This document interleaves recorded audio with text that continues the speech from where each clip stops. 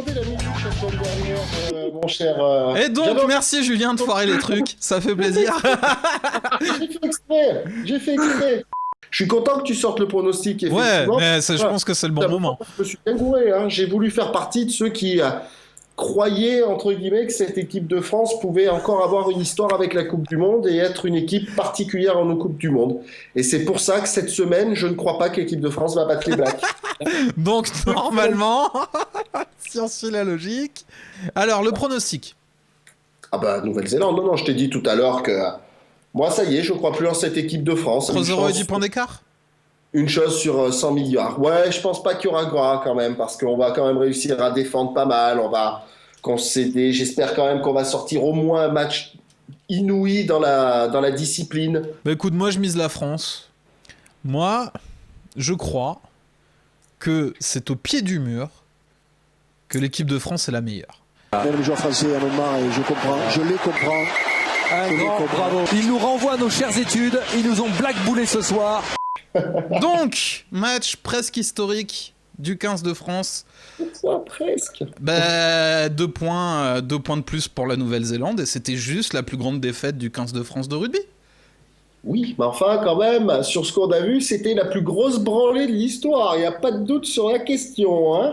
Donc voilà, donc c'est vraiment bilan bénéfique partout. Tout va bien, hein, tous les voyants sont non, mais global. je suis pas d'accord avec toi, parce que, en fait, le match face à l'Arménie, moi j'étais vraiment super content, parce que déjà de 1-4-0.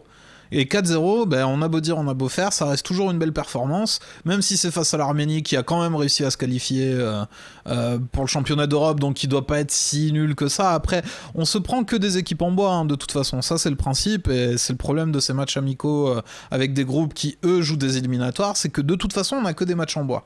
Parce que les équipes en plus sont dans leur saison, elles en ont strictement rien à foutre, les équipes en face, et je trouve que c'est le pire des systèmes de pas pouvoir choisir les équipes que l'équipe de France va affronter, que le sélectionneur ait pas cette marge là. Déjà que je pense que c'est un désavantage de faire que des matchs amicaux pendant 2 ans. Là, on rajoute un deuxième désavantage. Enfin, bref. Et ça faisait plaisir. T'avais 4-0, t'avais un jeu qui était... Voilà, c'était un peu champagne, il y a eu des très belles actions. Enfin, il était super agréable, ce match, face à l'Arménie. Et face à une équipe qui bétonnait, en plus, que l'équipe de France avait plus l'habitude de faire depuis un moment. Autant on s'en sortait pas trop mal face à des équipes un peu joueuses. Autant là, bon, l'Arménie, il y avait quand même pas grand-chose en face. Et puis alors, t'as le Danemark, franchement, t'as 10 minutes de football champagne, et puis après, plus rien. Là, j'avais juste envie de dire, mais merde, les gars, sortez-vous les doigts du cul. Et on a envie... Enfin, ok, ils avaient peut-être peur de se blesser, mais enfin, ça aurait fait plaisir de voir une équipe de France qui joue bien au foot. Et moi, le match face à l'Arménie, c'est aussi le premier où je me dis, tiens, Deschamps, il va être face à des casse-têtes. On commence à avoir des remplaçants qui sont au niveau des titulaires. Il va avoir des vrais choix à faire dans sa sélection. Et c'est un luxe, je pense, qu'il a pas depuis quelques années. Depuis qu'il a pris la sélection, Deschamps, son 11 titulaires, c'est souvent les 11 par défaut, c'est les 11 moins mauvais. Benzema, pourquoi il est encore là ? Parce qu'à chaque fois qu'il a tenté de l'enlever, le gars en face, il s'est pas imposé. Evra, pourquoi il est encore là ? Parce que sur l'aile gauche, à chaque fois qu'il en a essayé un autre, il s'est pas imposé, donc il laisse Evra. Bon, là, Sagna, tu vois le match de Jallet, tu te dis, ah, quand même, t'as...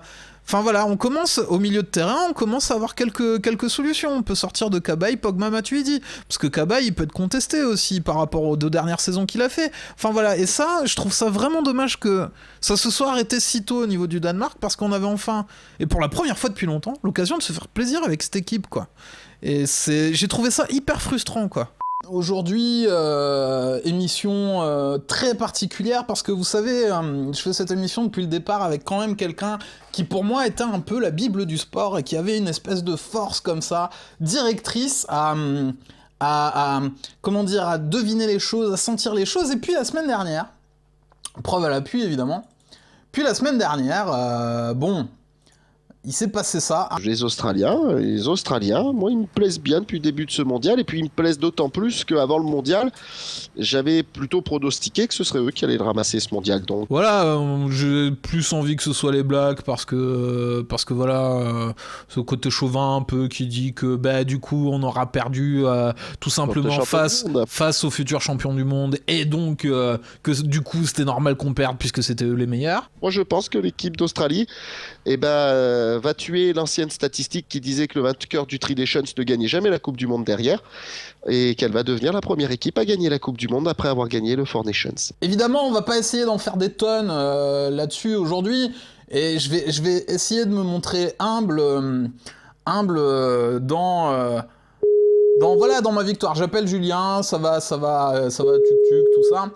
Je vais me montrer humble aujourd'hui dans ces histoires, dans le fait que, bah oui, bonsoir Julien, bah oui, il se trouve que, et de manière très humble, je vous promets, j'avais raison, les Blacks ont gagné, l'Australie a perdu, et Julien s'est planté, et donc, habillage de l'humilité, évidemment, regardez Julien, cet homme qui s'est trompé lamentablement, parce que oui, regardez juste en dessous, les Blacks ont gagné, donc forcément, mais j'ai gagné, c'est tout, et c'est le plus important à retenir de l'émission de la semaine dernière, et vraiment, et on n'en parlera pas beaucoup plus après, hein, il n'y aura aucune allusion à cette histoire de All Black dans toute l'émission, c'est vraiment, voilà, juste la petite info à retenir.